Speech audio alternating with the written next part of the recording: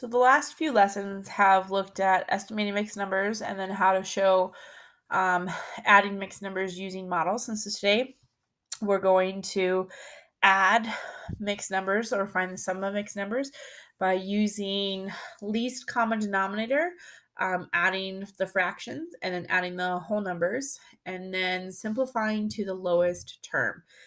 And so on page 413, you have a muffin recipe, and it says Joaquin used 2 types of flour in a muffin recipe. How much flour did he use in all? So if we take a look at this recipe, we have half a cup of milk, half a cup melted butter, 2 eggs, 1.5 cup whole wheat flour, 1 2/3 cup buckwheat flour, and then I didn't have room, but you also have 1 teaspoon baking powder, which is important if you were to actually try this recipe to include the baking powder. Otherwise, your muffins would fall flat.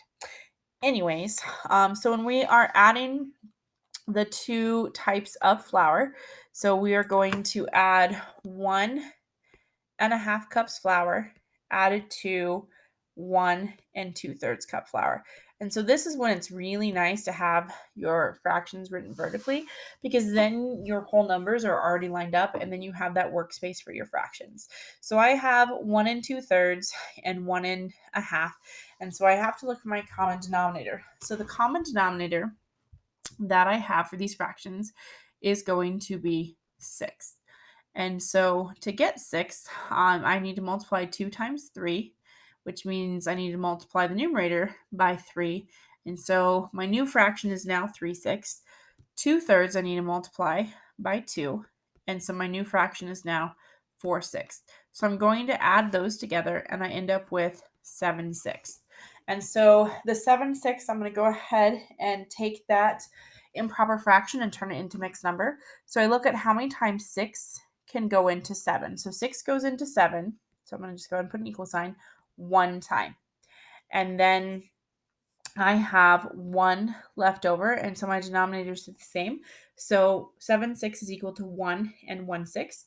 And then what I'm going to do is I've now added my fractions. I've simplified my improper fraction into a mixed number. And so now I'm going to add my whole numbers. So I'm going to add 1 1/6 to 1, added to 1.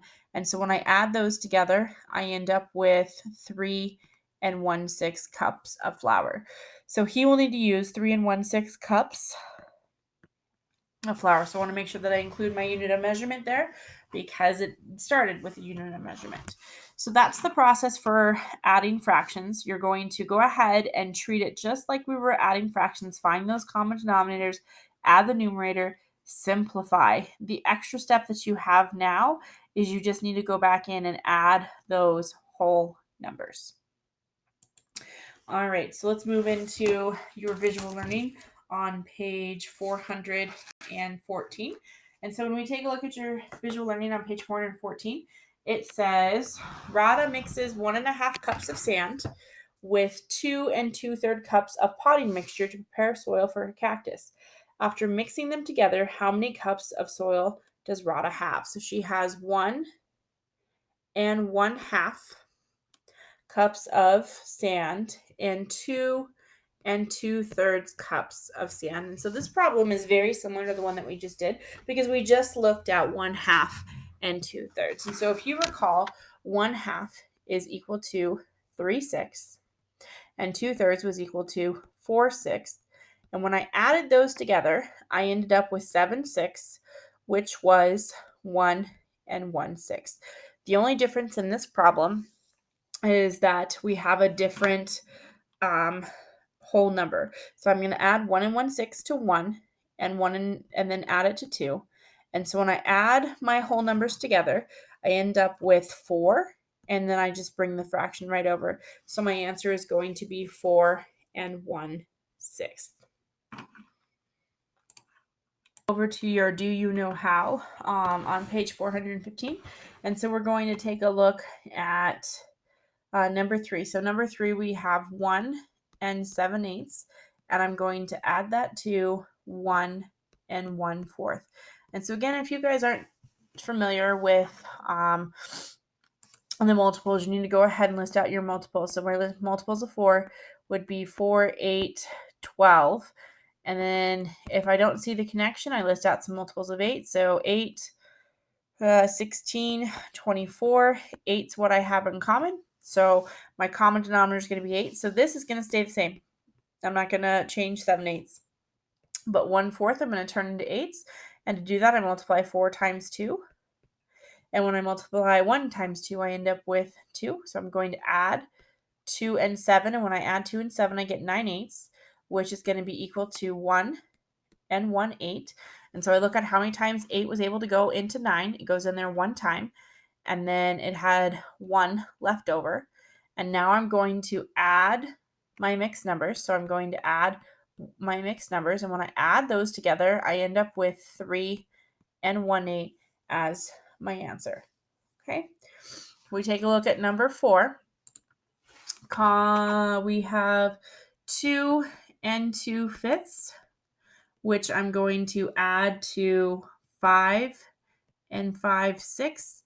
So again, I ignore the whole numbers until after I've done my fraction work. And so when I look at this, the common denominator is going to be 30. And how I get 30 is I'm going to multiply 6 times 5. So I multiply both the numerator and denominator by 5, and I get 25. And then 5 times 6, it'll be 2 times 6, which will be 12. Add these together, so 25 or 12 plus 25, and I end up with 37 thirtieths, which is equal to 1 and 7 thirtieths, which I'm going to add to 7. So how I got 7 was I added to 2 and 5. And so when I add 1 and 7 thirtieths to 7, I end up with 8 and 7 thirtieths as my answer. All right, so number 4 is written this way. So it's written 4 and 1/9 added to 1 and 1/3. And since we've not been working with horizontal fraction problems, first thing I'm going to do is I'm just going to go ahead and I'm just going to flip it and write it vertically. So I have 4 and 1/9 added to 1 and 1/3. And so I need to look for common denominator. And when I look for the common denominator is going to be ninths. And so 1/3 is equal to 3/9. Add those together. So I add 1 and 3. I end up with 4/9.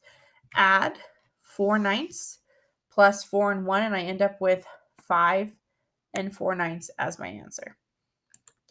All right, so problem number 6, same thing. It's written horizontally, so I'm going to go ahead and write it vertically. So I have 6 and 5/12 added to 4 and 5/8.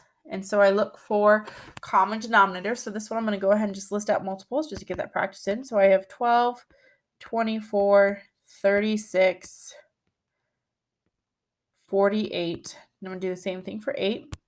So I have 8, 16, 24, 32, 40.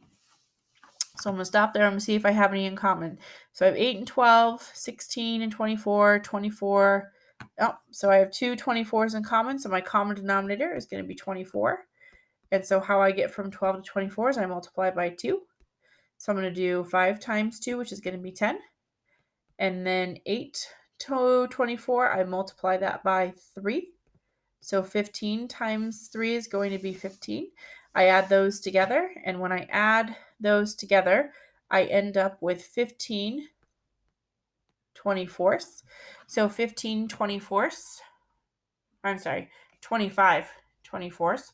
And when I add 25 24ths, I have to write it as a mixed number. So I have 1 and 1/24, which I'm going to add to 10 to get an answer of 11 and 1/24. So again, the process is the same. You find the least common denominator. You are going to then create equivalent fractions, add the numerators together, turn into a mixed number if you need to. And then the extra step that we've not been working on is where you add in the mixed numbers. your independent practice today, I'd like for you to go ahead and do 7 through 14 all. And then I'd like for you to do problem 19 and then 23 and 24 on the back side. So that's where you're going to work on for your independent practice for today.